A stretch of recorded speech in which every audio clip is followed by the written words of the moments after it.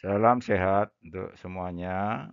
Mari kita membahas cara menghitung ukuran sampel dalam sebuah penelitian dengan rumus Slopin. Dalam melakukan penelitian, salah satu kegiatan awal yang harus dilakukan adalah mengumpulkan data.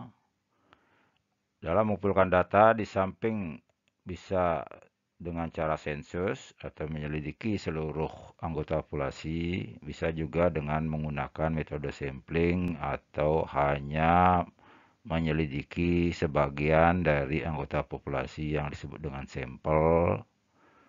Hal yang perlu ditentukan terlebih dahulu dalam menggunakan sampling, metode sampling adalah menghitung ukuran sampel atau biasa ditulis N kecil. Salah satu rumus yang banyak digunakan dalam menghitung N kecil atau ukuran sampel adalah rumus Slopin.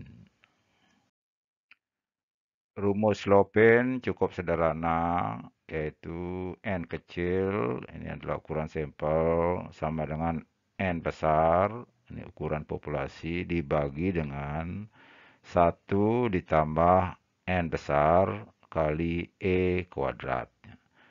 E ini adalah margin of error atau boleh disebut dengan taraf kesalahan yang ditoleransi. Sehingga kalau kita buat 1 dikurangi E, ini bisa diartikan sebagai akurasi dari data kita.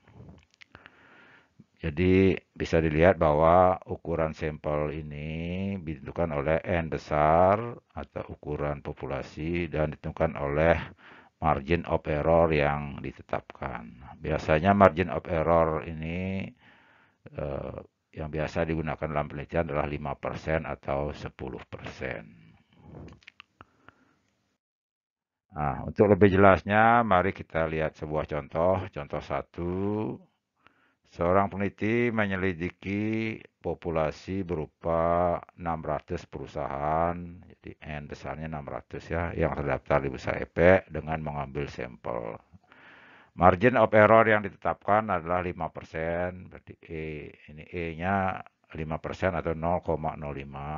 Berapa ukuran sampel atau N kecil yang harus digunakan. Nah, di sini diketahui N besar adalah 600, E 5% atau 0,05.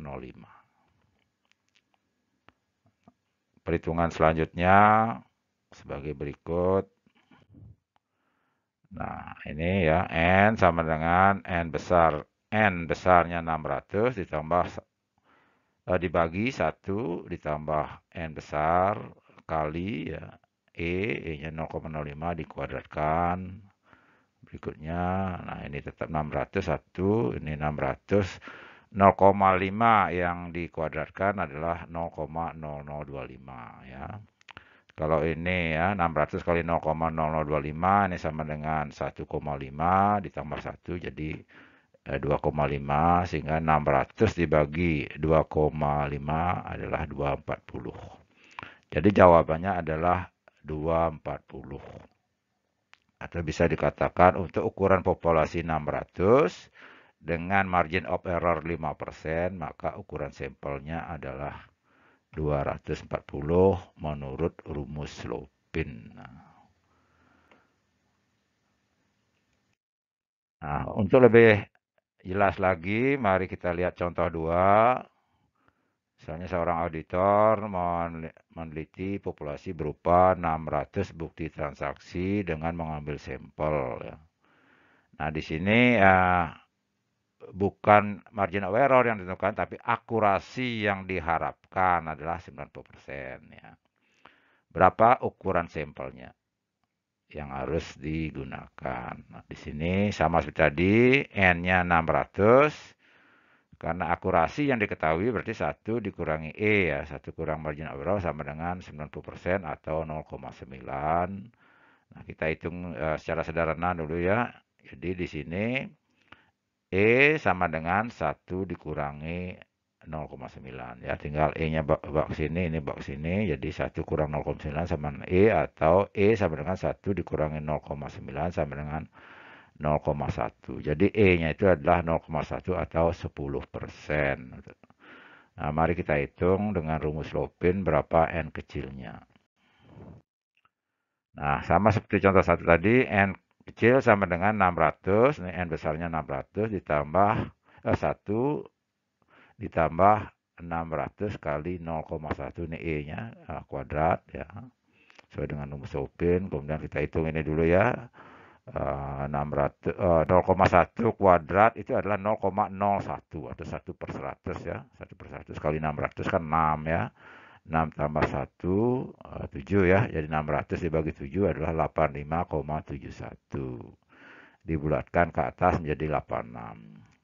Nah, dalam rumus Lopin, kalau kita mendapatkan bilangan eh, tidak bulat atau desimal, itu kita usahakan untuk dibulatkan ke atas ya, walaupun komanya di bawah 5, misalnya 8,3 gitu ya.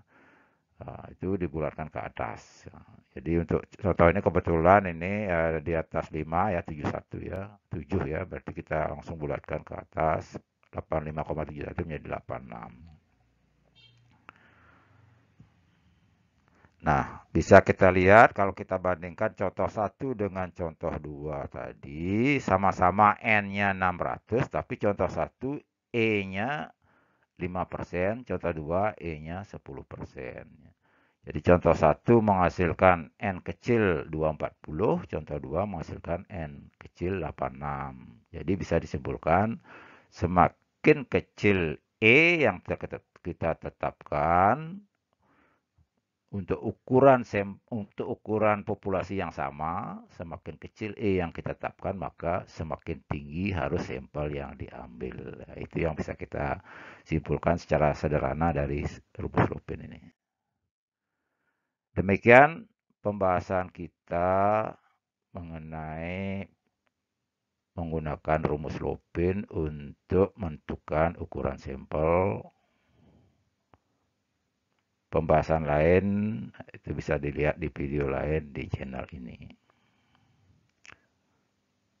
Terima kasih sudah menyimak video ini. Salam sehat untuk semuanya.